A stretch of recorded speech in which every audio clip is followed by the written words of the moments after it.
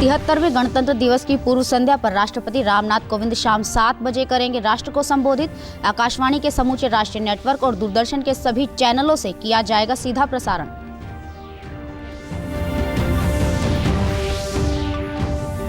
प्रदेश के सभी जिलों में कल सुबह फहराया जाएगा राष्ट्रीय ध्वज। राज्यपाल पंचकुला में, मुख्यमंत्री अंबाला में व अन्य मंत्रीगण विभिन्न जिलों में बतौर मुख्य अतिथि होंगे शामिल।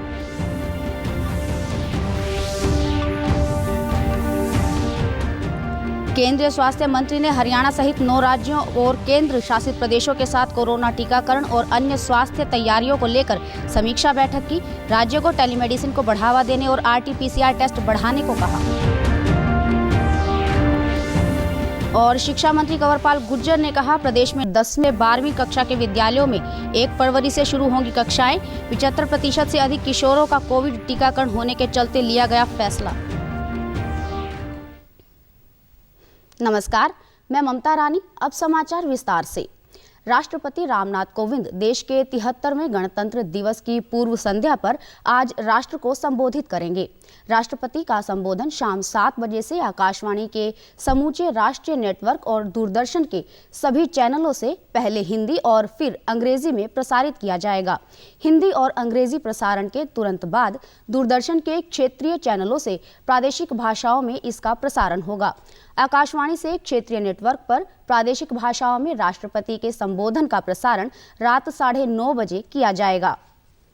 प्रदेश के राज्यपाल बंडारू दत्तात्रेय गणतंत्र दिवस के अवसर पर पंचकुला में, जबकि मुख्यमंत्री मनोहर लाल अंबाला में राष्ट्रीय ध्वज फहराएंगे।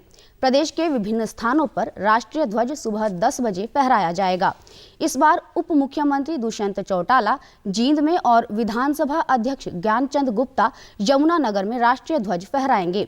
प्रदेश के गृह मंत्री अनिल विज करनाल में, शिक्षा मंत्री कंवरपाल गुर्जर कुरुक्षेत्र में, परिवहन मंत्री मूलचंद शर्मा झज्जर में और विद्युत मंत्री रणजीत सिंह गुरुग्राम में राष्ट्रीय ध्वज फहराएंगे। इसी प्रकार कृषि मंत्री जयप्रकाश दलाल भिवानी में, सहकारिता मंत्री डॉक्टर बनवारी लाल हिसार में, सामाजिक न्याय एवं अधिकारिता राज्य मंत्री ओम प्रकाश यादव चरखी दादरी में, महिला एवं बाल विकास राज्य मंत्री कमलेश ढांडा रेवाड़ी में, श्रम एवं रोजगार राज्य मंत्री अनूप धानक कैथल में, खेल एवं युवा मामले राज्य मंत्री संदीप सिंह फरीदाबाद में, विकास एवं पंचायत मंत्री देवेंद्र सिंह बबली सोनीपत में, शहरी स्थानीय निकाय मंत्री डॉक्टर कमल गुप्ता रोहतक में और विधानसभा उपाध्यक्ष रणबीर गंगवा सिरसा में राष्ट्रीय ध्वज फहराएंगे। अन्य जिलों में आयुक्त और उपायुक्त ध्वज फहराएंगे। केंद्रीय स्वास्थ्य मंत्री डॉक्टर मनसुख मांडविया ने आज 9 राज्यों और केंद्र शासित प्रदेशों के साथ वीडियो कॉन्फ्रेंसिंग के जरिए कोरोना की स्थिति की समीक्षा बैठक की। बैठक में स्वास्थ्य मंत्री ने राज्यों से टेलीमेडिसिन को बढ़ावा देने, RT-PCR टेस्ट बढ़ाने, होम आइसोलेशन में रहने वाले गंभीर रूप से बीमार लोगों के स्वास्थ्य पर नजर रखने के लिए कहा है। साथ ही राज्यों से कहा गया है कि कोविड इमरजेंसी फंड का इस्तेमाल कर राज्यों में स्वास्थ्य के बुनियादी ढांचे को मजबूत करें। स्वास्थ्य मंत्री ने कहा कि कुछ राज्यों से डाटा देर से भेजा जा रहा है, लिहाजा ऐसे राज्यों को जल्द से जल्द डाटा भेजने के लिए कहा गया है। इस बैठक में हरियाणा सहित पंजाब, चंडीगढ़, उत्तराखंड, दिल्ली, लद्दाख, उत्तर प्रदेश, जम्मू कश्मीर शामिल हुए। शिक्षा मंत्री कंवरपाल गुर्जर ने आज चंडीगढ़ में कहा कि प्रदेश में 1 फरवरी से 10वीं से 12वीं कक्षा तक के लिए विद्यालय खुल जाएंगे। शिक्षा मंत्री ने कहा कि सभी विद्यालयों को सरकार द्वारा जारी कोरोना दिशा निर्देशों की पालना करते हुए ही विद्यालय खोलने की अनुमति दी जाएगी। शिक्षा मंत्री ने कहा कि 75% से अधिक किशोरों का टीकाकरण करने के बाद यह निर्णय लिया गया है। उन्होंने कहा कि सभी विद्यार्थियों के लिए विद्यालय आना अनिवार्य नहीं है। जो विद्यार्थी स्वेच्छा से विद्यालय आना चाहते हैं वे आ सकते हैं और साथ ही ऑनलाइन कक्षाएं भी जारी रहेंगी। शिक्षा मंत्री ने कहा कि बच्चों के भविष्य को देखते हुए यह निर्णय लिया गया है। नियम निश्चित थे, उसी प्रकार से सारे नियमों का पालन किया जाएगा और जो भी बच्चे, उनको छूट होगी। जो बच्चे आना चाहें वो स्कूल में आ सकते हैं। 10 साल से 18 साल के बीच में 75% बच्चे ऐसे हैं जिन्होंने वैक्सीन ले ली है और ऐसे में मुझे लगता है कि काफी सुरक्षित है। अभी ऑनलाइन क्लासें चलती रहेंगी, लेकिन जो बच्चे आना चाहते हैं वो क्लास में आ सकते हैं। प्रधानमंत्री नरेंद्र मोदी द्वारा वर्चुअली वितरित किए गए प्रधानमंत्री राष्ट्रीय बाल पुरस्कारों में करनाल के 12वीं कक्षा के छात्र आकर्ष कौशल को भी सम्मानित किया गया। आकर्ष को 1 लाख रुपए की धनराशि और डिजिटली प्रशंसा पत्र भी दिया गया। इस अवसर पर करनाल के उपायुक्त भी मौजूद रहे। आकर्ष ने बताया कि कोविड-19 की शुरुआत में उन्होंने कोविन ऐप बनाया था, जो आमजन और मरीजों को रिपोर्ट भेजने के काम आता है। इस ऐप से लगभग 26 लाख लोगों को लाभ मिल चुका है। उन्होंने बताया कि वे कंप्यूटर साइंस को अपने करियर के रूप में आगे बढ़ाना चाहते हैं, ताकि वास्तविक दुनिया की समस्याओं को हल करने, समुदाय की मदद के साथ साथ जनता की भलाई में वे अपना योगदान दे सके। जी ने मुझे इस चीज़ के लिए लायक समझे, बहुत बड़ा अवार्ड है। ये मैंने एक वेबसाइट बनाई थी करनाल covid.in के नाम से, और मैंने अपने फ्री टाइम में से वही किया है। मैंने अपनी कोडिंग स्किल्स को टेस्ट पे किया और मैंने अच्छे से काम किया और एक प्रोजेक्ट बनाया जिससे लोगों का फ़ायदा हुआ, तो बहुत गर्व की बात है। पापा और मम्मा ने बिल्कुल लगातार सपोर्ट करते रहे और मुझे अभी सपोर्ट करते हैं कि मैं आगे जो भी मेरे को पसंद है वो मैं करते रहूँ, और मेरे को कंप्यूटर साइंस में काफ़ी वो सपोर्ट करते हैं कि मैं अपनी मन की जो भी है वो अपने पहले लक्ष्य को हमें उसकी तरफ हमें ढंग से काम करें, और कोई अगर रुकावट आए तो उसको अच्छे से टैकल करें, और जो भी उन्हें करना है उसकी तरफ वो निरंतर प्रयास करते हैं। पुरस्कार प्राप्त करने के बाद आकर्ष कौशल के अभिभावकों ने कहा कि उन्हें आकर्ष कौशल की इस उपलब्धि पर गर्व है। बहुत ही प्राउड और हैप्पी मोमेंट है हमारे लिए कि आज आकर्ष को प्रधानमंत्री राष्ट्रीय बाल पुरस्कार, जो कि बहुत ही प्रेस्टिजियस अवार्ड है, वो उसको मिला है। खेलकूद और पढ़ाई सभी बच्चे करते हैं, लेकिन सोशल सर्विस में जो उसने कंट्रीब्यूट किया है उसके लिए हमें बहुत ज़्यादा खुशी है। देश भर में आज 12वां राष्ट्रीय मतदाता दिवस मनाया जा रहा है। इस अवसर पर निर्वाचन आयोग ने आज दिल्ली में एक समारोह का आयोजन किया। इस अवसर पर कानून मंत्री किरेन रिजिजू ने इस कार्यक्रम में शिरकत की। किरेन रिजिजू ने भारतीय निर्वाचन आयोग के शानदार सफर की सराहना की। कार्यक्रम में राज्य और जिला स्तर पर उन अधिकारियों को सम्मानित किया गया जिन्होंने चुनाव प्रबंधन में उत्कृष्ट कार्य किया है। We are observing National Voters Day. We all know the Election Commission of India has a glorious history of 70 years journey, and we also know that it has transformed itself in the process. I would like to extend special greetings and congratulations to all the new voters.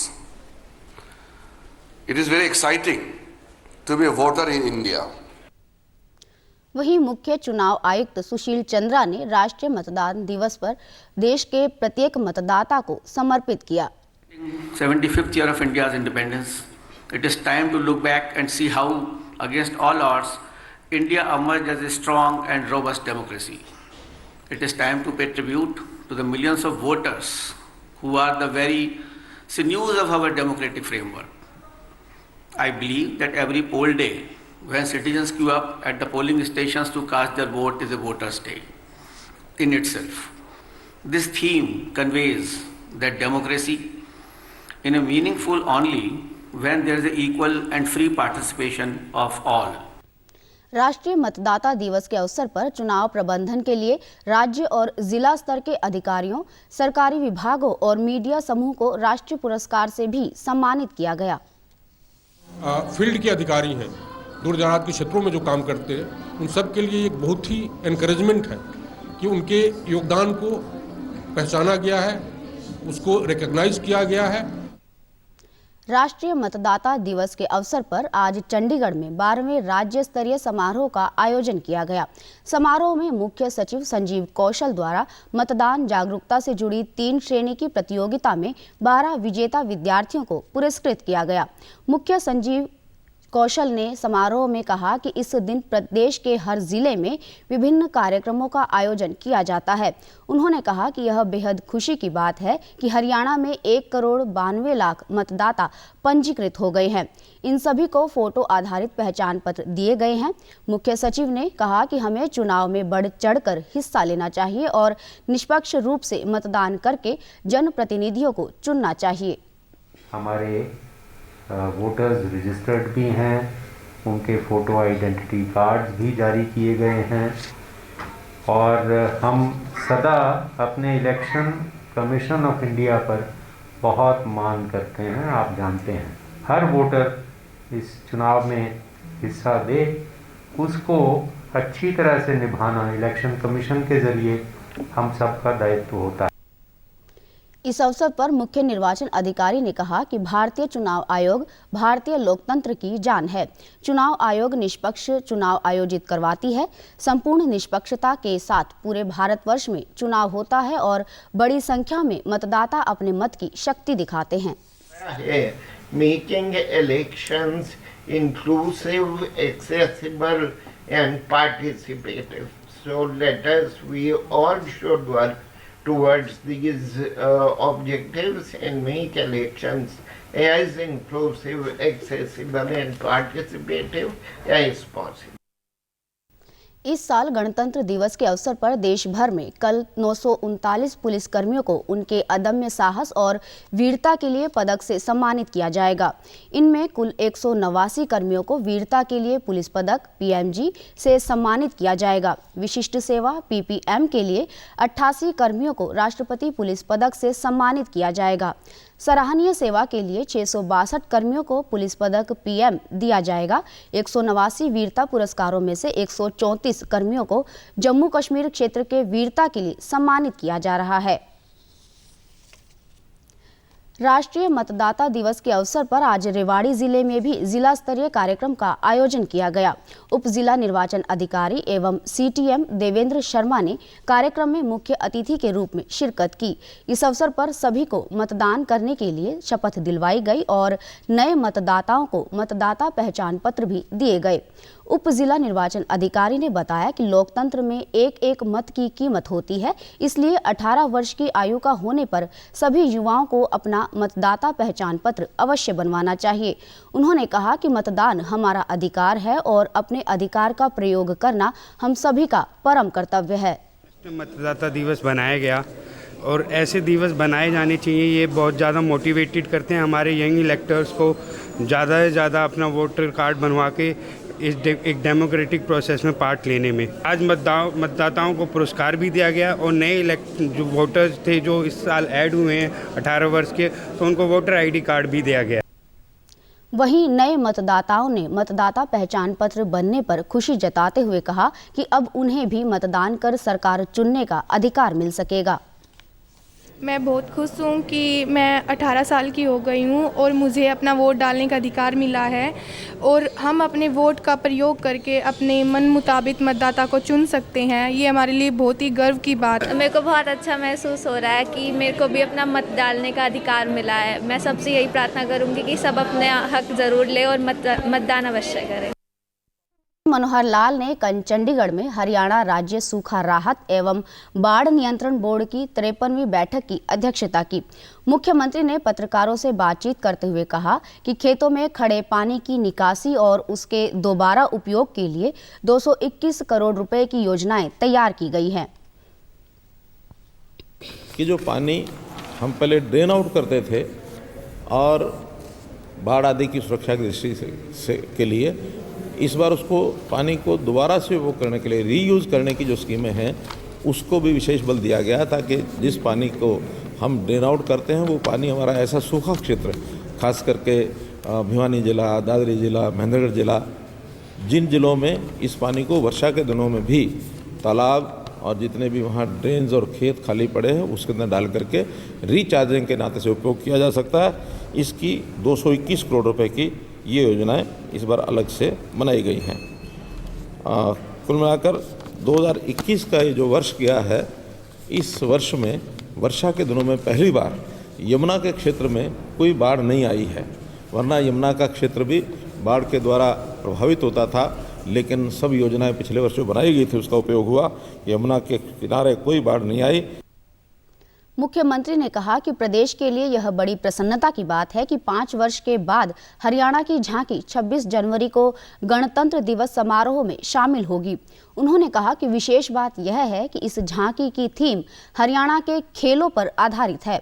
मुख्यमंत्री ने कहा कि हरियाणा खेलों का hub है, इस झांकी में यह छाप देखने को मिलेगी।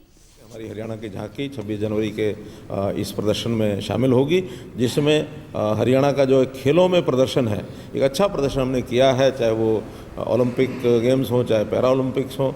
उसके कारण से सभी खिलाड़ी उस झांकी में रहेंगे और न केवल देश को बल्कि दुनिया को जो हम बताना चाहते हैं कि हरियाणा जो है वो खेलों का हब है और खेलों के कारण से इतना बड़ा जो प्रदर्शन कर रहे हैं उसका 26 जनवरी जैसे उत्सव के ऊपर हमारा एक प्रदर्शन हो, तो इसमें हरियाणा वासी बहुत प्रसन्न हैं, खुश हैं और एक अच्छा मौका हमको ये मिला।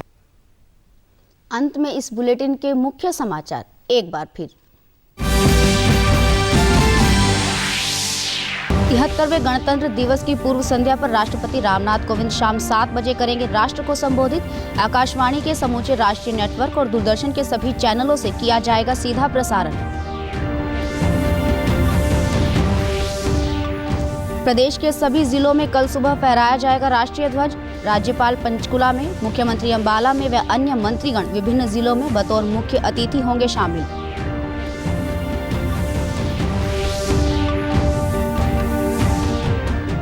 केंद्रीय स्वास्थ्य मंत्री ने हरियाणा सहित 9 राज्यों और केंद्र शासित प्रदेशों के साथ कोरोना टीकाकरण और अन्य स्वास्थ्य तैयारियों को लेकर समीक्षा बैठक की। राज्यों को टेलीमेडिसिन को बढ़ावा देने और RT-PCR टेस्ट बढ़ाने को कहा। और शिक्षा मंत्री कंवरपाल गुर्जर ने कहा, प्रदेश 10वीं से 12वीं कक्षा के विद्यालयों में 1 फरवरी से शुरू होंगी कक्षाएं। 75% से अधिक किशोरों का कोविड टीकाकरण होने के चलते लिया गया फैसला। सभी दर्शकों से अपील है कि आप जब भी घर से बाहर निकले तब मास्क जरूर पहनें, 2 गज की दूरी बनाए रखें और एक नियमित अंतराल पर अपने हाथ धोते रहें। और अगर आप पात्र हैं तो टीकाकरण अवश्य करवाएं, तभी आप कोरोना महामारी से बच सकते हैं। आज के बुलेटिन में बस इतना ही। नमस्कार।